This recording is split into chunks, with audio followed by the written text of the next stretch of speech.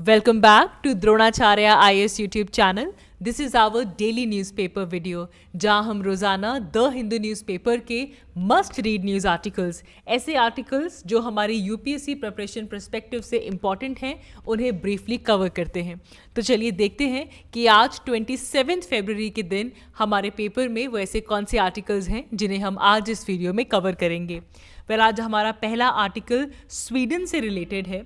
Sweden को लेकर बड़ा अपडेट ये है कि बहुत जल्द स्वीडन नेटो का मेंबर बनने वाला है, नॉर्थ अटलांटिक ट्रीटी ऑर्गेनाइजेशन का, क्योंकि इसकी मेंबरशिप में एक जो ऑब्स्टेकल था वो था हंगरी, और हंगरी ने जो यहाँ पे ऑब्जेक्शन लगाया था स्वीडन को लेकर, वो हंगरी ने अपना ओवररूल कर दिया है, उस ऑब्जेक्शन को हटा दिया है, जिसके बाद अब स्वीडन बहुत जल्द नेटो का मेंबर बन सकता है, North Atlantic Treaty Organization. Now इससे पहले हमने लास्ट ईयर देखा था कि फिनलैंड भी नेटो का मेंबर बना, which is another neighbouring country of Sweden only. तो हम यहाँ पे समझेंगे कि किस तरह बाल्टिक सी का जो शोर है उसके अराउंड जितने भी कंट्रीज़ हैं अपार्ट फ्रॉम रशिया, वो सब North Atlantic Treaty Organisation NATO के मेंबर बन गए हैं। इसकी क्या इम्प्लीकेशन होगी that will see. And then we'll also talk about ISRO में आज हमारे प्राइम मिनिस्टर नरेंद्र मोदी जी 3 नई फैसिलिटीज़ का इनॉग्रेशन करेंगे। वो कौन कौन सी 3 नई फैसिलिटीज़ हैं, will know more about it. Next update हमारे पास आया है इज़राइल गाज़ा वॉर से जुड़ा हुआ है।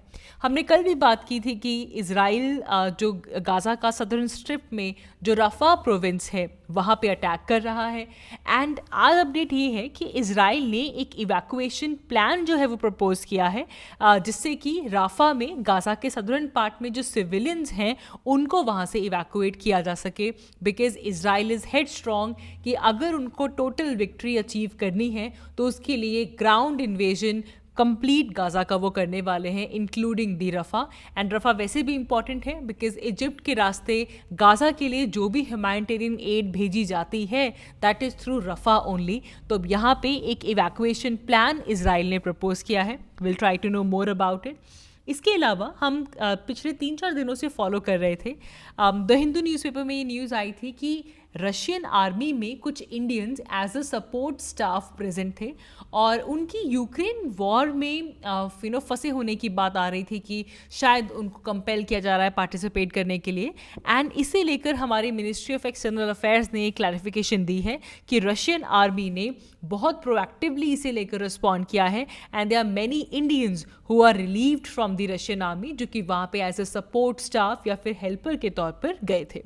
इसके अलावा हम बात करेंगे ग्लोबल सी ट्रेड के बारे में। हम जानते हैं कि हमारा जो रेड सी एरिया है वहाँ पे हूथी रेबल्स की वजह से जो सी ट्रेड है वो डिस्टरप्ट हुआ है। वी विल सी कि आजकल सी ट्रेड कहाँ से हो रहा है, वॉल्यूम किस तरफ शिफ्ट हुई है और कितना इम्पैक्ट हुआ है of this entire Red Sea crisis. So these are the few articles that we are going to cover in this video. So let's begin with Sweden, because Sweden अपनी NATO के अंदर बहुत जल्द ऐड होने वाला है, क्योंकि जो फाइनल पजल पीस था वो सॉल्व हो चुका है। हंगरी ने क्लियरेंस दे दी है स्वीडन को लेकर, तो स्वीडन बहुत जल्द नेटो का मेंबर बनने वाला है। अब यहाँ पे इम्पॉर्टेंट इसलिए है, आप एक चीज़ देखिए, ये जो मैप आप देख रहे हैं यहाँ पे हम यूरोप की बात कर रहे हैं, तो यूरोप के वो सभी कंट्रीज़ आपको नज़र आएंगे जो कि नेटो के मेंबर हैं। और जैसा कि हमने भी इंट्रोडक्शन में भी बात की, पिछले साल हमने देखा था कि फिनलैंड भी नेटो का मेंबर बना, ठीक है, और आज हम बात कर रहे हैं स्वीडन की। तो अगर आप देखें स्वीडन भी नेटो का मेंबर बन जाता है, तो इससे एक बड़ी चीज़ जो इस आर्टिकल में बात की गई है that is related to Baltic Sea. आप अगर देखें, ये जो बाउंड्री मैं यहाँ पे मार्क कर रही हूँ, this is the region of a water body जिसे कहा जाता है बाल्टिक सी। और आप देखें बाल्टिक सी को बॉर्डर करने वाले सभी के सभी कंट्रीज़ किसके मेंबर बन चुके हैं, नेटो के मेंबर बन चुके हैं। अपार्ट फ्रॉम एक यहाँ पे चीज़, एक प्रेजेंस जो यहाँ पे है दैट इज़ ऑफ रशिया। ये जो आप ग्रेइश एरिया देख रहे हैं यहाँ पे, this is the region of Russia जिसे कहा जाता है कालिनिंग्रैड, और ये काफ़ी ज़्यादा मिलिटराइज्ड एरिया है। अगर हम पूरे यूरोप की बात करें तो पूरे यूरोप में रशिया का ये कालिनिंग्रैड वाला एरिया ही मोस्ट मिलिटराइज्ड रीजन है। एंड अब स्वीडन भी अगर नेटो का अगर मेंबर बन जाएगा तो पूरे के पूरे बाल्टिक शोर में किसकी प्रेजेंस होने वाली है? नेटो की प्रेजेंस होने वाली है। एंड इसे लेकर बहुत सारे लोग एक टर्म लेकर आ रहे हैं, दैट इज़ ऑफ नेटो सी, कि अब ये बाल्टिक सी नहीं, अब ये क्या बन चुका है? नेटो सी बन गया है। And that is why this headline focus on Russia as Sweden completes NATO presence along the Baltic shore. अब पूरे बाल्टिक शोर के अराउंड नेटो की प्रेजेंस हो चुकी है। ठीक है जी। अब यहाँ से कुछ बेसिक बातें नेटो के बारे में पता होनी चाहिए।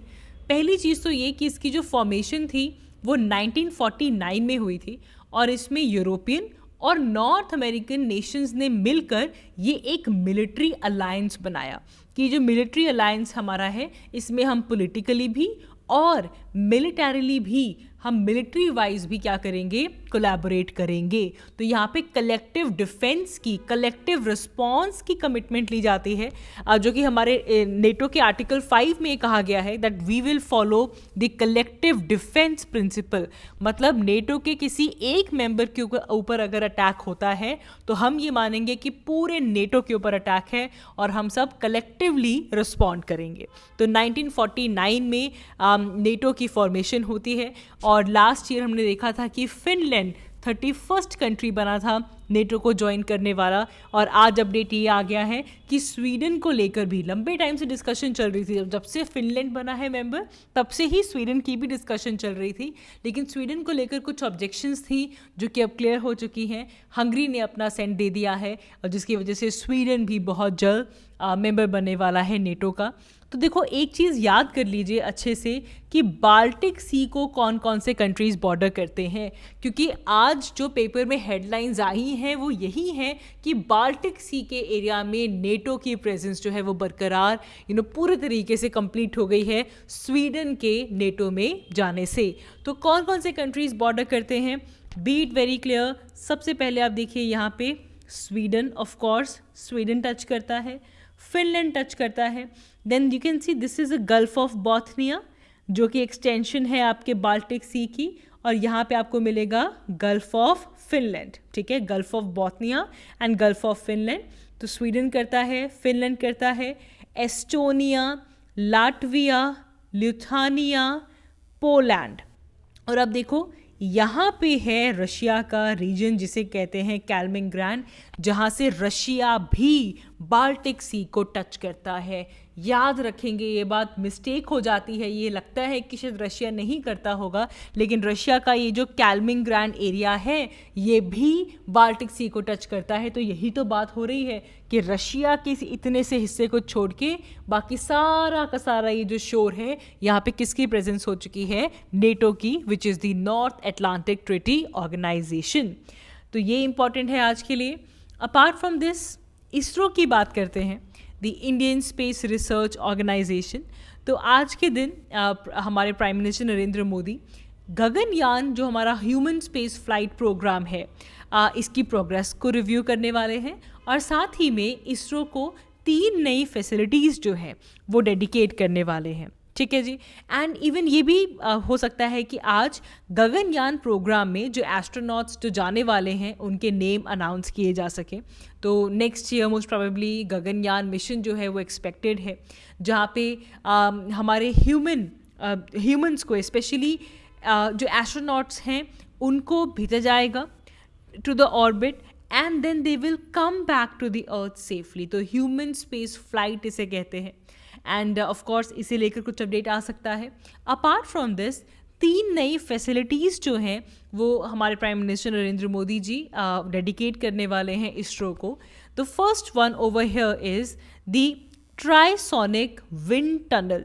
ट्राइसोनिक विंड टनल, तो कुछ 170 मीटर्स का ये विंड टनल है, एंड इसमें प्रॉपर एक टेस्टिंग सेक्शन होगा और 1.2 मीटर्स, जिसमें कंट्रोल्ड यूनिफॉर्म एयर फ्लो जो है वो प्रोड्यूस किया जाएगा, ताकि जो भी रॉकेट्स हैं, जो भी एयरक्राफ्ट्स हैं, उन मॉडल्स को यहाँ पे टेस्ट किया जा सके, उनके एरोडायनेमिक्स को यहाँ पे समझा जा सके, ताकि एक ऑप्टिमल डिज़ाइन जो है वो डेवलप हो सके। तो एक प्रॉपर विंड टनल यहाँ पे दी जाएगी, जिसमें अराउंड 0.2 से लेकर 4 मैच नंबर तक का जो स्पीड है, जो रेंजेस है, वो जनरेट की जा सकती हैं। तो ऑफ कोर्स सुपरसोनिक स्पीड, अगर हम मैच नंबर 4 बोलते हैं, it is supersonic up to the 4 times the speed of the sound. तो इतने लेवल तक का जो विंड टनल में जो विंड है वो यहाँ पे प्रोड्यूस की जा सकती है। तो इससे इंडिया के लिए जो भी हम लॉन्च व्हीकल प्रोजेक्ट तैयार करते हैं उसके डिज़ाइनिंग को लेकर एक सेल्फ रिलायंस आ पाएगी with the trisonic wind tunnel. ठीक है जी, जो कि विक्रम साराभाई स्पेस सेंटर में लॉन्च किया जाएगा। अपार्ट फ्रॉम दिस, सेकंड हमारे पास आ रहा है, that is the new PSLV integration facility, PSLV integration facility, जो कि श्रीहरिकोटा में आ रही है। अब इससे क्या होगा, इसरो जो PSLV मिशंस एक साल में अचीव करता है, वो कैपेबिलिटी बढ़ जाएगी। इससे हम 15 मिशन एक साल में कर पाएंगे। एंड बिकॉज इस फैसिलिटी में जो PSLV रॉकेट्स हैं उनको इंटीग्रेट किया जा पाएगा, एंड जिस तरह से उनको रिफर्बिशमेंट किया जा रहा है, लॉन्च पैड तक लिया जा रहा है, तो उसकी जो इंटीग्रेशन है उसे एक बड़ा बूस्ट यहाँ पे मिल पाएगा। तीसरी फैसिलिटी जो आई है, that is SIET, semi cryogenic integrated engine and stage test facility. Semi cryogenic integrated engine and stage test facility, SIET।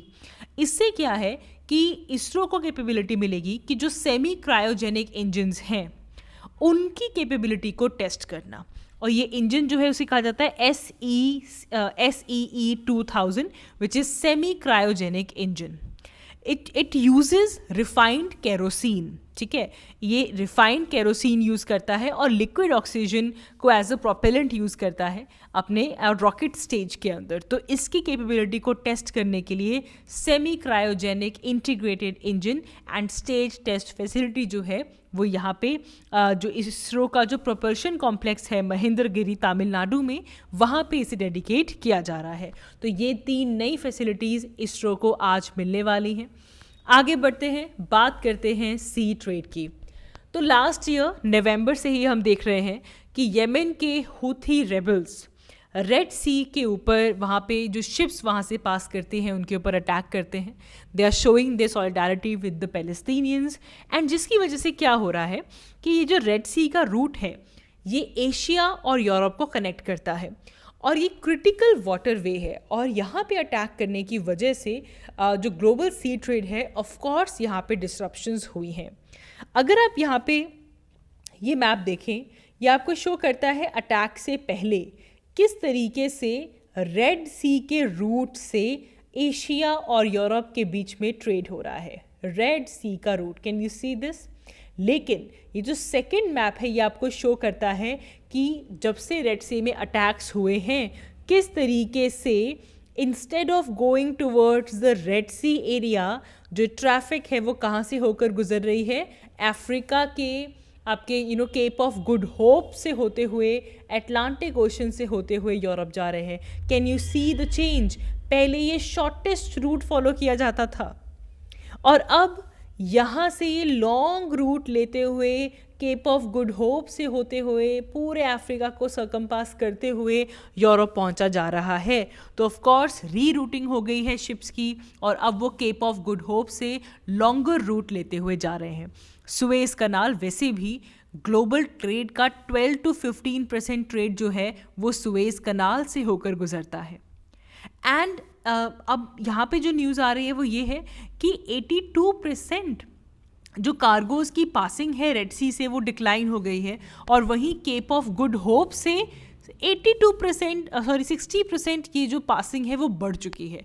तो जितना रेड सी से डिक्लाइन हो रहा है उतना he kept of good hope की तरफ से ये बढ़ता जा रहा है।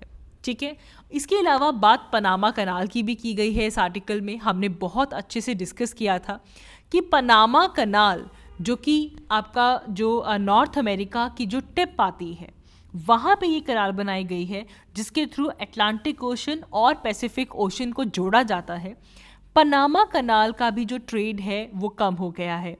रीज़न बीइंग पनामा कनाल पिछले 2 सालों से यहाँ पे सिवियर ड्रॉट आया है, जो वाटर लेवल है वो डिक्रीज हो चुका है और मोर देन 50% पनामा कनाल का जो यहाँ से सी ट्रेड जो पास होता है वो डिक्लाइन हो चुका है। सुएज कनाल का तो हम पिछले 2-3 महीने में ये डिक्लाइन देख रहे हैं, लेकिन पनामा कनाल में पिछले 2 सालों से एक ड्रॉप देखने के लिए मिल रहा है because of the low water level. ठीक है जी, तो ये कुछ हमारे पास इम्पैक्ट की बात हो रही है। इसका इम्पैक्ट रशिया के ऊपर भी पड़ रहा है। रशिया से हम काफ़ी ज़्यादा इंडिया ऑयल जो है वो इंपोर्ट कर रहा था एंड वो भी सुएज कनाल के रास्ते से होते हुए ही आ रहा था। प्लस इंडिया भी बहुत सारे पेट्रोलियम प्रोडक्ट्स को एक्सपोर्ट करता है। हम क्रूड ऑयल को रिफ़ाइन करते हैं इनटू पेट्रोल एंड डीजल और रिफ़ाइन करने के बाद पेट्रोलियम प्रोडक्ट्स को फर्दर एक्सपोर्ट करते हैं। तो हमारा भी जो एक्सपोर्ट का रूट था वो सुएज कनाल के रूट से होकर गुजरता था और हम भी एक लॉन्गर रूट लेते हुए जा रहे हैं। ऑफ कोर्स इससे डिस्टेंस बढ़ता है, इससे प्राइसेस बढ़ते हैं, इससे टाइम बढ़ता है, डिले बढ़ता है और इसका इम्पैक्ट पूरे ग्लोबल सी ट्रेड के ऊपर हो रहा है। तो इसे लेकर आज के हमारे पेपर में ये प्रॉपर ग्राफ्स बनाए गए हैं। आगे बढ़ते हैं, बात करते हैं इजराइल गाज़ा वॉर की। तो इवैक्यूएशन, सिविलियंस की इवैक्यूएशन को लेकर इजराइल की मिलिट्री ने एक इवैक्यूएशन प्लान जो है वो प्रपोज किया है बिकॉज उनका प्लान है कि रफ़ा का पूरा ग्राउंड इन्वेजन करना होगा जिससे कि इजराइल को टोटल विक्ट्री मिल पाए। लेकिन बार बार ये बात हो रही है कि रफ़ा की अगर आप बात करते हो तो वहाँ पे तकरीबन 1.4 मिलियन पैलेस्टीनियंस हैं जो कि अलग अलग एरिया से डिस्प्लेस होकर यहाँ पहुँचे हैं और प्लस रफ़ा से ही इजिप्ट के रास्ते होते हुए किसी भी तरह की एड जो है वो गाज़ा में पहुंचती है। तो रफ़ा में स्ट्राइक करना और ग्राउंड इन्वेजन करना एक बड़ा ह्यूमैनिटेरियन क्राइसिस जो है या फिर एक कह लीजिए मास सिविलियन कैजुअलिटीज़ यहाँ पे हो सकती हैं। तो इसे देखते हुए इजराइल ने एक इवैक्यूएशन प्लान जो है वो प्रपोज ज़रूर किया है। तो देखने वाली बात होगी कि ऑन ग्राउंड एक्चुअल पिक्चर यहाँ से क्या आती है। Lastly ministry of external affairs ने ये क्लियर कर दिया है कि जिन इंडियंस ने रशियन आर्मी ज्वाइन की थी एज अ सपोर्ट स्टाफ उनको स्ट्रॉन्गली स्ट्रॉन्ग एक्शन के थ्रू रशियन अथॉरिटीज़ ने रिलीज़ कर दिया है, डिस्चार्ज कर दिया है एंड अब एज ऑफ नाउ किसी भी तरह का ऐसा नहीं है कि कुछ लोग वहाँ पे फंसे हुए हैं। Each and every case was brought to the attention of the Indian embassy in Moscow in Russia and जिससे कि रशियन अथॉरिटीज़ ने बहुत स्ट्रांगली इसके ऊपर अपना टेक लिया और कोई भी ऐसा इंडियन जो वहाँ पे प्रेजेंट था एज अ सपोर्ट स्टाफ उन सबको रिलीज़ कर दिया गया है। तो ये अपडेट आया है in terms of the Russia Ukraine war. So that is all for today. आज की इस वीडियो के लिए इतना ही। Thank you so much for watching. I will see you all in my next one. Thank you.